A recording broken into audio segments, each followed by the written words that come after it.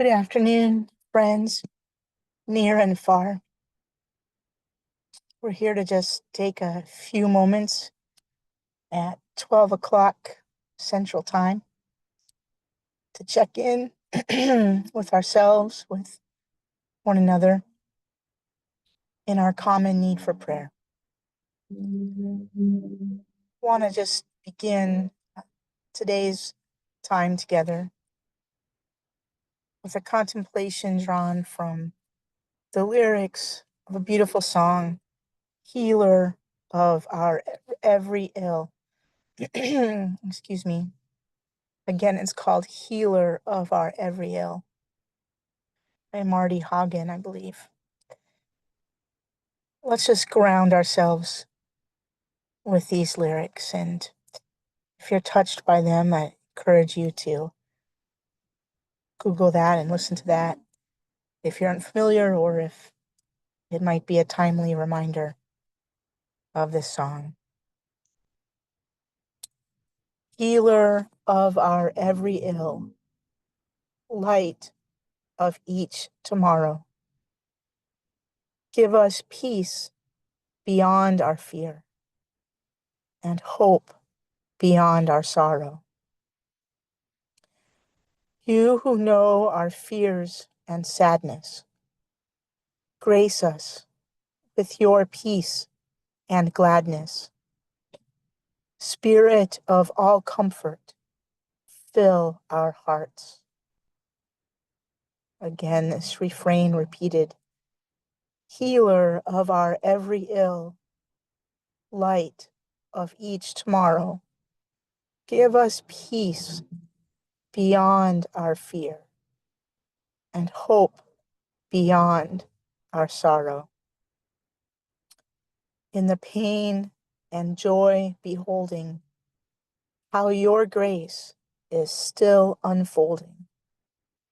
Give us all your vision, God of love. Healer of our every ill, light of each tomorrow. Give us peace beyond our fear and hope beyond our sorrow. Give us strength to love each other, every sister, every brother. Spirit of all kindness, be our guide. Healer of our every ill, light of each tomorrow. Give us peace beyond our fear and hope beyond our sorrow. You who know each thought and feeling, teach us all your way of healing. Spirit of compassion, fill each heart. Healer of our every ill, light of each tomorrow. Give us peace beyond our fear and hope beyond our sorrow. What I appreciate so very much about this tender peace, friends, is maybe the word beyond. Well, I appreciate so much the primacy of the reminder of God being in the business of healing in all its manifold forms, and the humble petition of this song. But especially I appreciate, and the scriptures at their best do this throughout the texts, especially the Psalms, this validation, of our need, our fear, our sorrow. Give us peace beyond our fear, hope beyond our sorrow. And the text says, you know our fears and sadness, you know? And so I just appreciate that vulnerability and the way that our siblings writing for us, with us, whether it's in our day or centuries ago, can sometimes, especially sweetly, um, grant us words, give us words that acknowledge our difficult times. It's not about denying our sorrow. It's not about squashing our fear, but leaning in, reaching out, opening up to these gifts of God, the healer, that are greater than these, deeper than these, bigger than these. I pray that for each of us, for all our loved ones, our neighbors, our enemies and opponents in this fractured world. I pray that we'd experience in greater measure that kind of spaciousness that is God and God's power, God's potential for healing, to take us beyond our valid and reasonable and daily fears and sorrows and sadness, to remind us that these do not define us, or God's possibilities for us and through us. I'd invite us to just have a time of silent prayer together, for a few moments, and then we'll open up here for some final petitions, and we'll close. Let's be together.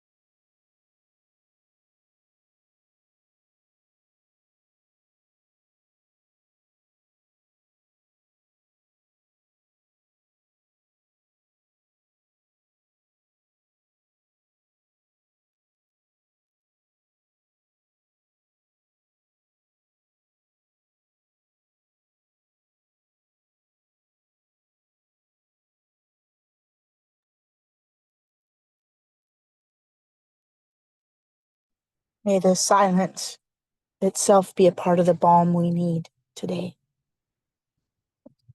There are petitions to be repeated or added to our list that we may not be aware of currently. Let's do that now in this time and space. Laura, we continue to pray for Scott in this time of service. I'd be glad to know if you had any updates from him or about him in this challenging time. I'm certainly grateful also to know that your medical equipment was to arrive on Friday. I hope it's working well. Let's check in about that.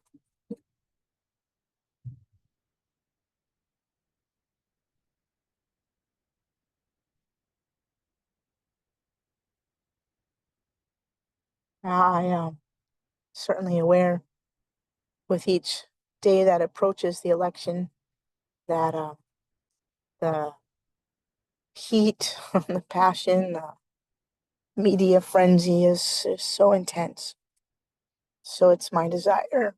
I ask you to pray for this, that all of us, each of us, would find what we need to stay in God's perspective, an eternal perspective of mercy and justice.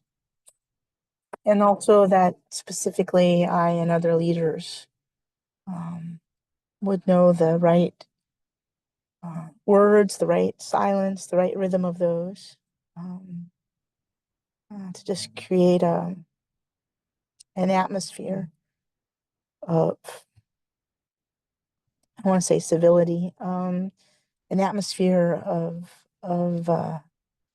holy perspective, empathy, equanimity, remembering that in God's sight, without partiality, all souls are sacred and precious, and on the journey to learn more about who God is, and what love is, what our duty is here.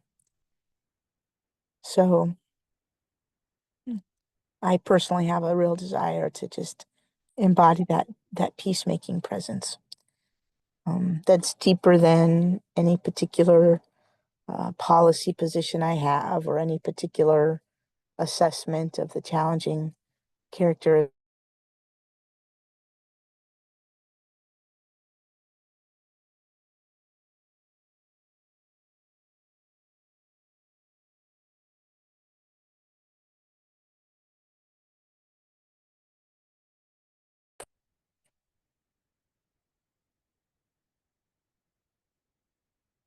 I'm so grateful to hear the good news of connection with Scott and